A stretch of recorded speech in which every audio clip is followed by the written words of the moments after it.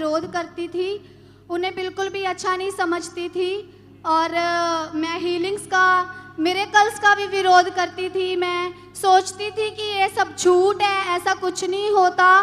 और परमेश्वर के दास का बहुत विरोध करती थी। अगर उनके बारे में कोई स्टेटस भी डालता था, उस वीडियो के खिलाफ मैं स्टेटस डालती थी अपने फ़ोन पे कि ये सच नहीं है, ऐसा कुछ भी नहीं है। कि हम उसके बाद मैं डिप्रेशन में चली गई थी। और डिप्रेशन में जाने के बाद मैं बहुत ज़्यादा मेंटली अपसेट हो गई थी। मुझे ऐसा लगता था कि मेरा माइंड ब्लॉक हो गया है, किसी के वश में हो गया है। और मेरी खुद की जो समझ थी वो ख़त्म होती जा रही थी। मुझे ऐसा लगता था कि मुझे कोई कुछ गाइड कर रहा है, मैं खुद नहीं सोच पाती थी। मुझे ऐसा मन में आता था कि परमेश्वर का वचन जो है ये व्यर्थ है, इससे पढ़ने का कोई फ़ायदा नहीं, प्रार्थना करने का कोई फ़ायदा नहीं, कुछ नहीं मिलेगा, बस ऐसे ही है।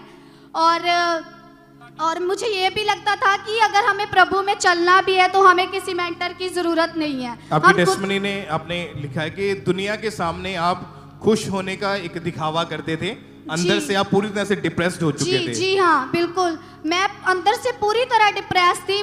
मुझे ऐसा लगता था कि मैं किसी अंधेरे कमरे में बंद हो चुकी हूँ, जिससे मैं कभी बाहर नहीं आ सकती, कोई रास्ता नहीं है बाहर आने का वहाँ से। और धीरे धीरे करके आपको एंजाइटी के अटैक बढ़ने लगे, दिल की धड़कन बढ़ जानी, एंजाइटी के दौरे पड़ने, मुंह टेढ़ा हो जाता था, हाथ पैर मुड़ जाते थे, शरीर पैरालाइज की तरह सुन्न हो जाता था। जी। ऐसी चीजें जब होने लगी तो परिवार वाले क्या बोलते थे ऐसी कंडीशन को देख के आपको? मेरे परिवार वाले बहुत परेशान हो जाते थे। वो मुझसे पूछते थे, क्योंकि मैं रोने लग जाती थी अचानक। मुझे जब बहुत ज़्यादा टेंशन होती थी तो मेरा रोना निकल जाता था कि मेरे साथ क्या हो रहा है। तो मेरी फैमिली वाले पूछते थे कि तू क्यों रो रही है। तो मेरे पास उस चीज़ को बताने के लिए वर्ड्स नहीं होते थे। मैं उस एक्सपीरियंस को बता नहीं पाती थी कि मैं क्या फील कर रही हूँ। तो आपको जब डॉक्टर के पास लेकर गए फैमिली वाले, तो डॉक्टर्स का क्या कहना था इसके विषय में? डॉक्टर्स यही कहते थे कि धड़कन बढ़ चुकी है, टेंशन की वजह से ऐसा हो रहा है। और आपको 1% भी मेडिसिन का असर नहीं होता था? जी नहीं, बिल्कुल भी नहीं। बेड पर ही रहते थे, कोई काम नहीं होता था? जी। शरीर आपका हमेशा टूटा रहता था? हाँ जी। फिर इन चीजों से कैसे बाहर आए? आप बिलीव नहीं करते थे मिरेकल्स पे कि परमेश्वर चंगाई करता है अपने दास के द्वारा, तो परमेश्वर ने कैसे आपकी लाइफ को ट्रांसफॉर्म किया, कैसे लाइफ को चेंज किया? क्या हुआ था ऐसा आपकी जिंदगी में? जो गाइडेंस, जो वो स्टेटस होते थे ना, वो मेरे अंदर तो जा रहे थे, उस समय वो काम नहीं करते थे। फिर एक सिस्टर ने मुझे गाइड किया कि तूने ये गलत किया है, परमेश्वर के दास का विरोध करके, ये सही नहीं है।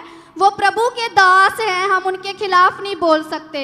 और फिर मुझे फील हुआ कि शायद मैंने ये गलत किया होगा, इसीलिए मेरी कंडीशन ऐसी हो चुकी है। और मैंने फिर रिपेंट किया प्रभु के आगे कि प्रभु, मैंने आपके दास का जो विरोध किया है, मैंने वो गलत किया है, मुझे ऐसा नहीं करना चाहिए था। मैंने मिरेकल्स का, जो हीलिंग्स का विरोध किया है, वो परमेश्वर के हैं, वो कोई इंसान नहीं करता, परंतु परमेश्वर अपने इंसानों को यूज़ करता है। और वो मिरेकल्स वो परमेश्वर के थे, लेकिन मैंने जो विरोध किया था तो मैंने क्षमा मांगी प्रभु से। और उसके बाद जब आप 31 दिसंबर 2021 को द क्रॉसओवर नाइट मीटिंग जो थी, आप लुधियाना ब्रांच में अटेंड कर रहे थे? जी ओके। हाँ। उस मीटिंग में आप मौजूद थे और परमेश्वर के दास ने स्पेशल प्रेयर करी थी इस विषय पे। जी हाँ। तो मैं चाहता हूँ उस प्रेयर को हम देखें एक बार। और मैं देख रहा हूं बहुत से लोग जो पेन्स में, जो दुखों में हैं, इस स्वीट को आप लेंगे, ये आपको ताकत देगी। जब ये स्वीट इनके स्पिरिट में, इनके मुंह में जाए खुदावन, तो ये स्पिरिट में एंटर करे, ये हीलिंग लेके आए, ये पीस लेके आए, ये शांति को लेके आए, ठहराव को लेके आए। तो आप बताएं कि जब आपने इस सामर्थी प्रेयर को, वर्ड्स को सुना, अनॉइंटेड स्वीट को भी आपने ग्रहण किया, क्या बदलाव आया उसी रात से आपके जीवन में? उस दिन मैं फास्टिंग करके आई थी कि प्रभु, आज मैं इस चीज से फ्री हो जाऊं, मुझे नए साल में इस चीज के साथ एंटर नहीं करना है, मुझे डिलीवर होके एंटर करना है। और उस दिन जो वर्शिप थी वो भी मुझे छू रही थी। ऐसा लग रहा था कि जो वो थॉट्स है मेरे अंदर से वैनिश हो रहे हैं, वो कोई थॉट्स को वॉश कर रहा है मेरे माइंड से। और जब मैंने इस प्रेयर को रिसीव किया तो अंदर ऐसी शांति आ गई जिसके लिए मैं तरसती थी, जिसके लिए मैं बहुत ज्यादा डिप्रेस थी कि वो शांति मैं कब फील करूंगी, वो मेरे अंदर कब आएगी, मेरा ये डिप्रेशन कब खत्म होगा। मैं उस शांति के लिए तरस चुकी थी और वो शांति उस दिन मेरी लाइफ में एंटर हुई। ऊंची आवाज में हालेलुया, जिंदा खुदा है, खुदा है, वो जिंदा खुदा है। कर बिगड़ी होने वाले कर दी, न कर परिवार से कर दी, ये सो रख खबर हर कर दी, न कर परिवार से कर दी, सो रख खबर हर कर दी। एक बार जोर से परमेश्वर का थैंक्स करें। और परमेश्वर ने इस यंग एज में आपकी लाइफ को चेंज किया है। जी तो बिल्कुल। जब परमेश्वर ने आपको डिलीवर कर दिया, आप आजाद हो गए उन चीजों से, आपने क्या किया परमेश्वर के लिए? फिर मैंने अपोस्टल जी के द्वारा दी गई सारी इंस्ट्रक्शंस को फॉलो करना शुरू किया। मैंने सेवा करनी शुरू की, मैं प्रेयर में बड़ी, फास्टिंग करनी शुरू की और उसके बाद मुझे हेवनली एक्सपीरियंसेस भी हुए। और जो डेविल कहता था कि मैं डिलीवर नहीं हो सकती, मैं इस चीज से बाहर नहीं आ सकती, और उसने मेरे माइंड में डाला, मैंने अपोस्टल जी का विरोध किया, लेकिन परमेश्वर ने उसी इंसान को मुझे बाहर आने के लिए यूज किया और मैंने शैतान को उन्हीं की गाइडेंस से डिफीट किया।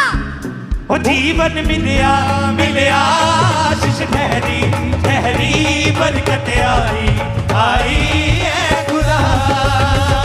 जीवन मिलिया मिलिया, आशीष ठहरी ठहरी, बरकत आई आई है खुदा। बंधन टूट गए गम भी मुक गए अथरू सुख गए है खुदा। और अभी कितने साल हो चुके हैं आप टोटली इन चीजों से फ्री हैं? अभी 2022 जो क्रॉस ओवर नाइट थी उससे मैं उस टाइम से मैं फ्री हूँ। मुझे 2 साल 8-9 महीने 10 महीने हो चुके हैं, मैं फ्री हूँ। तारीफ करें इग्लेसिया परमेश्वर का, थैंक्स करें। हालेलुया! ऊंची आवाज से बोले हालेलुया।